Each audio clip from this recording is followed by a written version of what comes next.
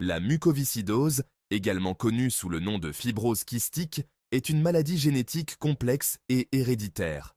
Elle se manifeste dès la naissance et affecte principalement les systèmes respiratoires et digestifs, entraînant des complications graves, qui affectent les systèmes respiratoires et digestifs. Les symptômes peuvent varier, mais incluent souvent des infections pulmonaires récurrentes, une toux persistante et des difficultés à respirer. Les pédiatres jouent un rôle crucial dans l'identification et la prise en charge de cette maladie. Ils sont souvent les premiers à détecter les signes de la mucoviscidose chez les enfants. Un diagnostic et une intervention précoce peuvent améliorer considérablement la qualité et l'espérance de vie des patients. Les traitements incluent des thérapies respiratoires, des médicaments pour réduire l'inflammation et des régimes alimentaires spécifiques. La mucoviscidose est caractérisée par un mucus épais et collant qui obstrue les poumons et le pancréas. Ce mucus empêche les organes de fonctionner correctement, ce qui peut entraîner des infections et des complications digestives. Cet exposé fournira un aperçu détaillé de la mucoviscidose, spécialement conçu pour les pédiatres. Nous aborderons les dernières avancées en matière de diagnostic et de traitement. Comprendre la mucoviscidose est essentiel pour fournir les meilleurs soins aux enfants atteints. En tant que professionnels de la santé, il est de notre devoir de rester informés et de continuer à apprendre pour améliorer la vie de nos jeunes patients. La mucoviscidose, également connue sous le nom de fibrose kystique, est causée par des mutations du gène CFTR, qui joue un rôle crucial dans la régulation des mouvements de sel et d'eau à l'intérieur et à l'extérieur des cellules. Ce gène est essentiel pour maintenir l'équilibre des fluides dans divers organes.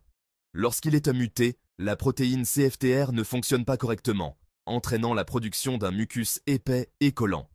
Ce mucus anormal peut obstruer les voies respiratoires et causer des infections pulmonaires récurrentes.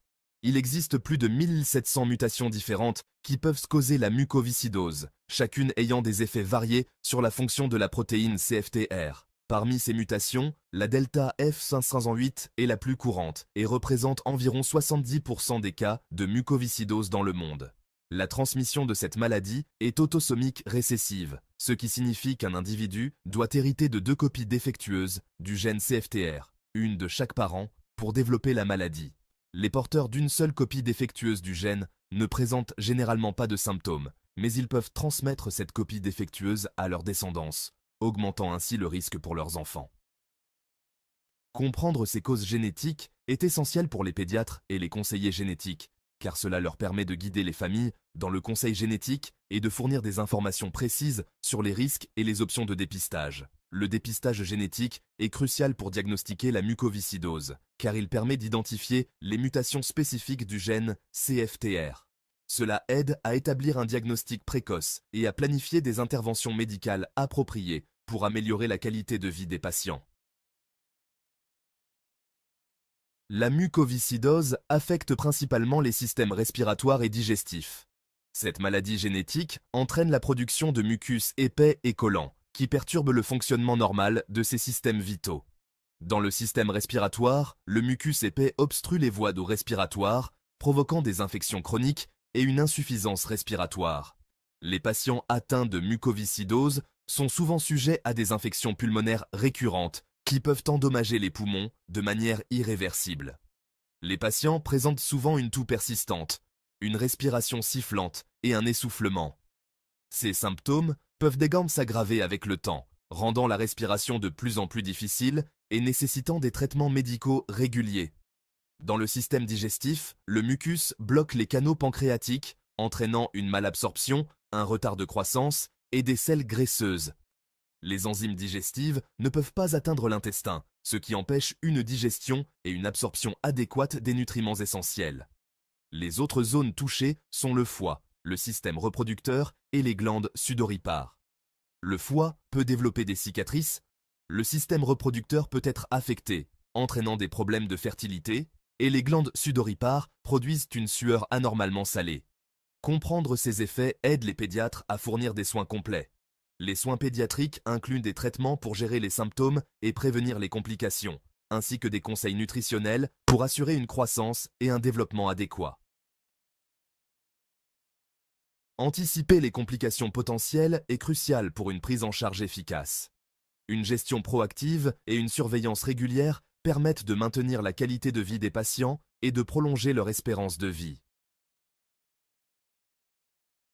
Le diagnostic de la mucoviscidose implique une évaluation clinique des tests génétiques et des tests diagnostiques spécifiques. Les pédiatres coordonnent ces efforts pour confirmer la maladie. Le diagnostic initial commence souvent par l'évaluation des symptômes et des antécédents familiaux. Les tests génétiques identifient les mutations du gène CFTR. Le test de la sueur mesure la concentration de chlorure dans la sueur, un outil diagnostique clé. Des tests supplémentaires, tels que les radiographies thoraciques et les tests de la fonction pulmonaire, évaluent l'impact de la maladie. La combinaison de ces méthodes garantit un diagnostic précis et une intervention efficace. Les tests génétiques sont cruciaux pour diagnostiquer et gérer la mucoviscidose. Ils consistent à analyser l'ADN pour identifier les mutations du gène CFTR. Ce test confirme le diagnostic et fournit des informations spécifiques à la mutation. Les tests génétiques sont importants pour les familles ayant des antécédents de mucoviscidose. Ils permettent le dépistage des porteurs et la détection précoce lors de futures de grossesse. Le diagnostic prénatal est disponible pour les couples à risque. Les tests génétiques permettent des plans de traitement personnalisés en fonction des mutations spécifiques. Le test de la sueur est une pierre angulaire du diagnostic de la mucoviscidose. Il mesure la concentration de chlorure dans la sueur élevée chez les personnes atteintes. Le test est non invasif, fiable et constitue la référence en matière de diagnostic. La pilocarpine stimule la production de sueur, qui est ensuite analysée. Des taux de chlorure de 60 millimoles, L ou plus, indiquent une mucoviscidose. Le test est effectué dans des centres spécialisés pour des résultats précis. Les pédiatres doivent orienter les patients vers ces centres pour le diagnostic. Le traitement de la mucoviscidose nécessite une approche multidisciplinaire. Les objectifs incluent la gestion des symptômes, la prévention des complications et l'amélioration de la qualité de vie.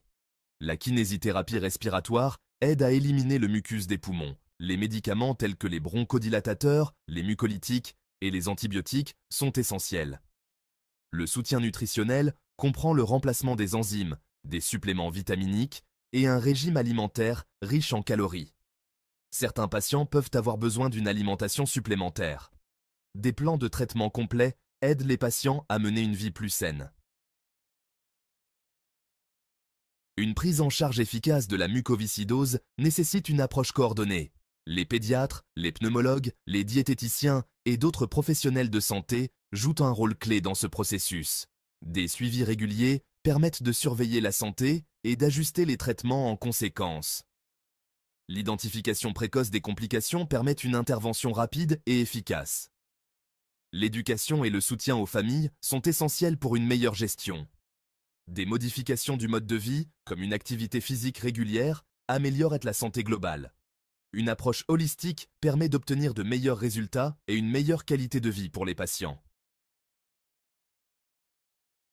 La détection précoce de la mucoviscidose améliore les résultats et la qualité de vie. Les programmes de dépistage néonatal permettent de détecter la maladie à un stade précoce. Des taux élevés de trypsine immunoréactive dans les échantillons de sang indiquent une mucoviscidose. Des tests supplémentaires confirment le diagnostic. Un traitement précoce prévient les lésions pulmonaires et favorise la croissance. Les pédiatres jouent un rôle essentiel dans la détection précoce et la sensibilisation. Promouvoir la sensibilisation et le dépistage systématique conduit à de meilleurs résultats de santé. La mucoviscidose est une maladie génétique complexe qui nécessite des soins complets. Les pédiatres jouent un rôle crucial dans le diagnostic, le traitement et le soutien des enfants atteints. Une détection précoce et des soins continus améliorent la qualité de vie et les résultats de santé. Le dépistage néonatal, les tests génétiques et les tests de la sueur sont des outils diagnostiques clés. Le traitement implique une approche multidisciplinaire. L'apprentissage continu et le maintien à jour des progrès sont essentiels. Les pédiatres peuvent faire une différence significative en restant informés et proactifs.